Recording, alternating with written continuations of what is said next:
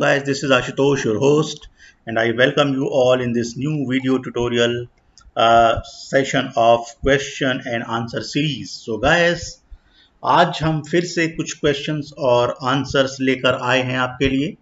So you can see, और ये जो series है ये मैंने स्पेशली शुरू की है, वो specially for BTech diploma and ITI, for JEE exam, railway exam, for RRB JEE, for SSC JEE, and also for very helpful for interviews. तो आप यहाँ पर देख सकते हैं गाइज, यहाँ पर इस तरीके के क्वेश्चन हैं. Objective type, fill in the blanks, match the following type. So guys, let's start.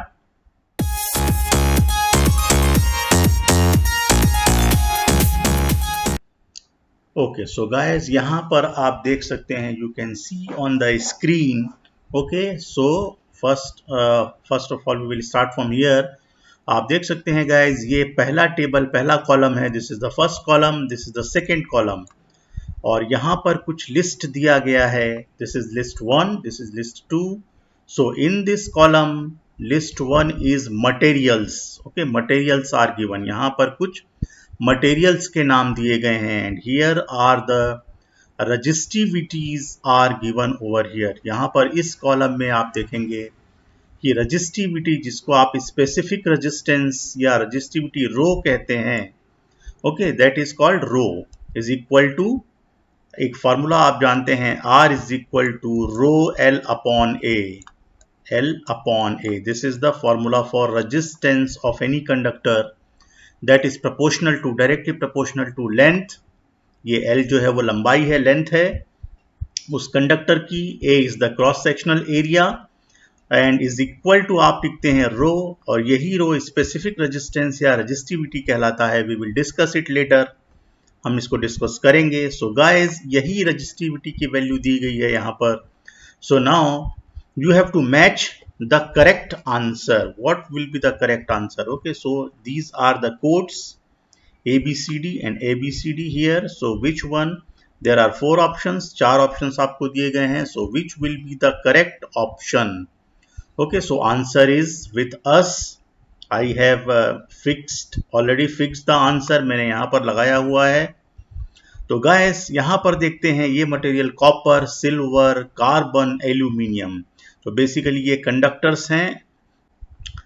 तो अब हम देखते हैं गाइस कि रेजिस्टिविटी की सही वैल्यू क्या है. So you can C from the answer. तो आप देखते हैं, वैसे आप अंदाजा लगा सकते हैं, सबसे ज्यादा रेजिस्टिविटी जो है वो कार्बन की होगी, आप देख सकते हैं. और वैसे आंसर जो है सेकंड का सी है. You can see the correct answer is C. Okay, you see. So यहाँ पर देखिए A का 2 है. ओके, A is matched with 2. A means copper, और कॉपर की रेजिस्टिविटी है 1.78 into 10 to the power -8 ohm metre. फिर देखिए B का जो पॉइंट है वो है 1. Okay, B silver, B is silver, और ये इसकी resistivity 1.6 into 10 to the power -8 ohm metre, जो कम है, जो कॉपर से कम है, देखिए रेजिस्टिविटी. और फिर देखिए C carbon, C is 4. Okay, you see carbon का जो है ये रेजिस्टिविटी आप देख सकते हैं, ये है, और C का 4 और D का 3, एंड D का जो 3 है रेजिस्टिविटी वो है aluminium 2.8 into 10 to the power -8. Okay, so guys, in this slide you can see, इस क्वेश्चन को एक दूसरे तरीके से पूछा जा सकता है. Okay, this question could be asked in other way, like you see conductivity increases in the order of. आप यहाँ पर देख सकते हैं कि यहाँ पर 4 ऑप्शंस हैं, और these are the conductors given over here, aluminium, silver, copper. Okay, और ये इनका ऑर्डर दिया गया है, आपको बताना है. You have to tell the correct answer. Okay, the conductivity increases in the order of. जो कंडक्टिविटी होती है वो बढ़ते क्रम में आपको बताना है कि सबसे ज्यादा की तरफ जाना है, आपको कम से ज्यादा की तरफ जाना है, from lowest okay up to maximum. तो आप यहाँ पर देख सकते हैं. So guys, answer is B. You see, answer is B. Aluminium की कम होगी, फिर उसके बाद एल्यूमिनियम से ज्यादा कॉपर की होगी, और कॉपर से ज्यादा सिल्वर की होगी। तो अगर इसको आप इस तरीके से लिख सकते हैं, conductivity in terms of conductivity, so silver conductivity is greater than copper, conductivity is greater than aluminium। तो इस तरीके से आप इसको सिंक्रोनाइज कर सकते हैं। सो यू सी एल्यूमिनियम की कम होगी इन तीनों में if compared, okay, among these three materials, okay, so between these three materials, so aluminium, then copper and then silver की सबसे अधिक कंडक्टिविटी होती है। So now let's discuss guys the properties. मैं आपको ले चलूंगा नेक्स्ट स्लाइड में, आप यहां पर देख सकते हैं, here are the answers are given. You see these are the materials and this is the electrical resistivity at 20 degrees centigrade ohm meter in ohm meters। okay, आप देख सकते हैं aluminium's resistivity is 2.8 10 to the power minus 8 ohm meter। okay, we already discussed। then copper आप देख सकते हैं 1.7 into 10 to the power minus 8 ohm meter। then gold 2.4 into 10 to the power minus 8 ohm meter। then silver 1.6 into 10 to the power minus 8। लेकिन guys आप यहां पर देख सकते हैं कार्बन या ग्रेफाइट की जो रजिस्टिविटी है इसमें 10 to the power minus 5 है, जो कि हायर है, काफी हायर। इन सारी वैल्यूज से ये वाली वैल्यूज काफी हायर है। This value is greater, okay, because there is 10 to the power minus 5, but here in these values 10 to the power minus 8 जो कि कम है। माइनस 5 मतलब ज्यादा है, माइनस 8 मतलब कम है। तो आप देख सकते हैं कार्बन जो है, now we will discuss guys, चलिए डिस्कस करते हैं कि क्या प्रॉपर्टीज है। Resistivity of materials which is best, कौन सा बेस्ट है। तो यहां पर देखिए guys, the resistivity of copper and resistivity of brass both are low. Brass मतलब पीतल, ओके, ब्रास मतलब पीतल and copper means copper, okay. So resistivity यहां दोनों की कम होती है and in view of their cost relative to silver and gold, because these are the jewellery items, you know, silver and gold are jewelry item and these are rarely used, okay, as as conductor, and they become cost effective materials to use for many wires। और इसीलिए copper का इस्तेमाल सबसे ज्यादा किया जाता है windings के लिए, वायरिंग के लिए, हाउस वायरिंग्स के लिए, अर्थिंग के लिए भी कॉपर का करते हैं। गैल्वेनाइज्ड स्टील का भी किया जाता है, वो सस्ता होता है, और कॉपर जो है वो थोड़ा सा महंगा होता है। तो इसीलिए, लेकिन वायरिंग में आप कर सकते हैं, वाइंडिंग्स में आप कर सकते हैं। And the resistivity of copper and its ease of use mean that it is also used almost exclusively for the conductor material, okay, on printed circuit board पर भी इसका जो प्रिंटिंग की जाती है सर्किट बोर्ड पर, वो भी कॉपर के मटेरियल की जाती है। Okay, so see here, copper is used extensively in electrical wiring, you see, and circuitry. Gold contacts are sometimes found in precision equipment for their ability to remain corrosion free। Silver is used widely in mission critical applications as electrical contacts। हालांकि इसका use बहुत कम होता है। Silver जो है वो jewellery item है and it is very costly, silver and gold, so these are rarely used। लेकिन फिर भी कॉन्टैक्ट, इलेक्ट्रिकल कॉन्टैक्ट बनाने के लिए इनका इस्तेमाल किया जाता है। Also these are used in photography because silver nitrate reverts to metal on exposure to light, and agriculture में, मेडिसिन में, ऑडियोफाइल एंड साइंटिफिक एप्लीकेशंस में भी सिल्वर का यूज किया जाता है guys. Now see aluminium. Aluminium आप जानते हैं, एल्यूमिनियम का यूज ACSR कंडक्टर बनाने में किया जाता है। Aluminium conductor steel reinforced and occasionally and particularly copper are used for their low level of resistivity। So most wire used these days for interconnections is made from copper and it offers a low level of resistivity। ये वाला point हम already discuss कर चुके हैं। Now see, the resistivity of gold is also important because gold is used in some critical areas despite its cost। हालांकि महंगा होता है ये, लेकिन फिर भी इसका इस्तेमाल कहीं कहीं पर क्रिटिकल एरियाज में किया जाता है। And often gold plating is found on high quality low current connectors where it ensures the lowest contact resistance. So guys, इसका भी जो उपयोग है वो हाई क्वालिटी लो करंट कनेक्टर्स के रूप में किया जाता है, जहां पर ये लोवेस्ट कॉन्टैक्ट रेजिस्टेंस प्रोवाइड करता है। And gold plating is very thin, but even so it is able to provide the required performance in the connectors. So हालांकि इसकी जो प्लेटिंग होती है बहुत पतली होती है, थिन होती है, और उसके बाद भी यह काफ़ी अच्छा कनेक्टर या कॉन्टैक्ट प्रोवाइड करता है, इसका परफॉर्मेंस अच्छा होता है। एंड सिल्वर के बारे में we already discussed, it has very low level of resistivity, but it is not so widely used because it tarnishes, which this can result in higher contact resistances. इसका cost हम पहले ही discuss कर चुके हैं, काफ़ी कॉस्टली है। Silver and gold are jewellery item.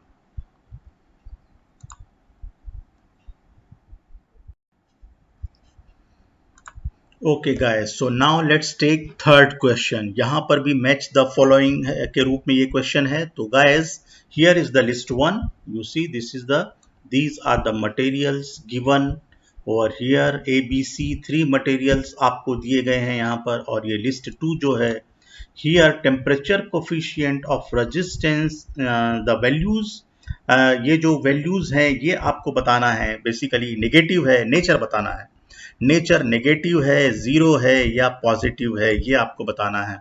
So guys, हम चलते हैं नेक्स्ट स्लाइड में। यहाँ पर ये ब्रास है, देखिए ये ब्रास, ये मैग्नीनियम और ये इलेक्ट्रोलाइट, इसके बारे में पूछा है। तो बेसिकली सबसे पहले हम समझते हैं what is temperature coefficient of resistance. Okay, so see here, you can C in the slide, the temperature coefficient of resistance is generally defined as the change in electrical resistance of a substance with respect to per degree change in temperature। इसका मतलब ये है कि अगर temperature में पर degree change होता है तो उसका इलेक्ट्रिकल रेजिस्टेंस कितना चेंज होगा, how much electrical resistance will be affected. Okay, so if we look at the electrical resistance of conductors such as gold, aluminum, silver, copper, it all depends upon the process of collision between the electrons within the material। और आप formula जानते हैं guys, R is equal to R01 plus alpha T. आप इसको इस तरीके से भी लिख सकते हैं, R is equal to R0 means at 0 degree centigrade temperature. So reference value ये शो करता है into 1 plus alpha T. Okay, या इसी फॉर्मूले को आप लिख सकते हैं इस तरीके से, R is equal to R reference in bracket 1 plus alpha T minus T reference. T reference means अगर आपने 20 डिग्री सेंटीग्रेड लिया हुआ है रिफरेंस टेम्परेचर, तो इसको आपको लिखना पड़ेगा R रेफरेंस, या आप लेते हैं 0 डिग्री सेंटीग्रेड तो इसको आप लिखेंगे 0। सो ये बन जाएगा R is equal to R01 plus alpha T.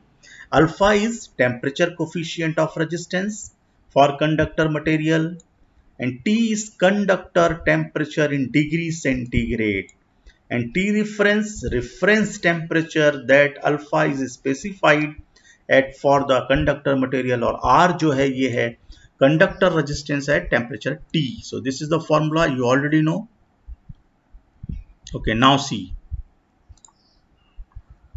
so basically guys, pure metals जो होते हैं आप यहाँ पर देख सकते हैं, प्योर मेटल्स जैसे कॉपर, ओके, एल्यूमिनियम, ओके, ये जो है ये पॉजिटिव टेम्परेचर कोफिशिएंट होते हैं, क्योंकि इनका टेम्परेचर बढ़ने से इनका रेजिस्टेंस बढ़ता है। So you can read this coefficient is positive number, meaning इसका मतलब ये है कि the resistance increases with increasing temperature. Temperature बढ़ने के कारण इनका रेजिस्टेंस इंक्रीज होता है और इसीलिए इनको कहा जाता है positive temperature coefficient of resistance. So ये जो है ब्रास भी मेटल की श्रेणी में आता है। आप यहाँ पर देख सकते हैं, brass is an alloy of copper and zinc and is positive temperature coefficient of resistance. Electrolyte जो है वो negative temperature coefficient of resistance में आता है। इसका मतलब ये है कि जैसे कि कुछ elements, for elements carbon, silicon, germanium, these are the negative temperature coefficient materials. इसका मतलब ये है कि टेम्परेचर बढ़ने से इनका रेजिस्टेंस डिक्रीज होता है. Okay, that's why they are called negative temperature coefficients. और कुछ मेटल एलॉयज जो हैं जहां पर रेजिस्टेंस चेंज नहीं होता, it will be constant irrespective with the temperature. So temperature coefficient of resistance is very close to zero, meaning that the resistance hardly changes at all with variations in temperature. और ये है मैग्नीनिन.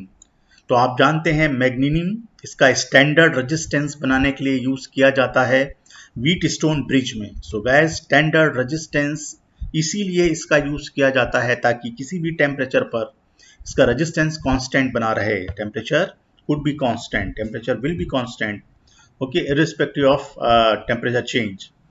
Okay, so आप यहाँ पर देख सकते हैं, here you can see these are the values of temperature coefficients alpha and these are the metals silver, copper. These are metals, conductors of gold. तो guys, यहाँ पर जो आंसर होगा वो क्या होगा देखिए. Here answer is, it is already given. Fourth का A आप देख सकते हैं. फोर्थ ये देखिए A का 3 है. ब्रास मैंने बताया कि ये पॉजिटिव टेम्परेचर कोफिशिएंट है, सो A का 3 है. मैग्नीनिन ये 0 टेम्परेचर कोफिशिएंट है. B का सेकेंड, ओके, B का सेकेंड. और C इलेक्ट्रोलाइट्स, इसका आप देख सकते हैं ये negative temperature coefficient of resistance है.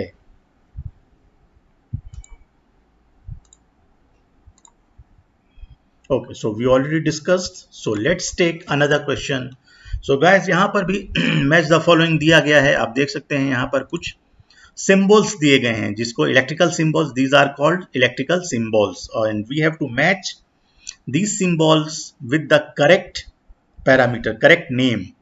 ओके, सो बेसिकली देख सकते हैं आप अनकनेक्टेड वायर कौन सा है.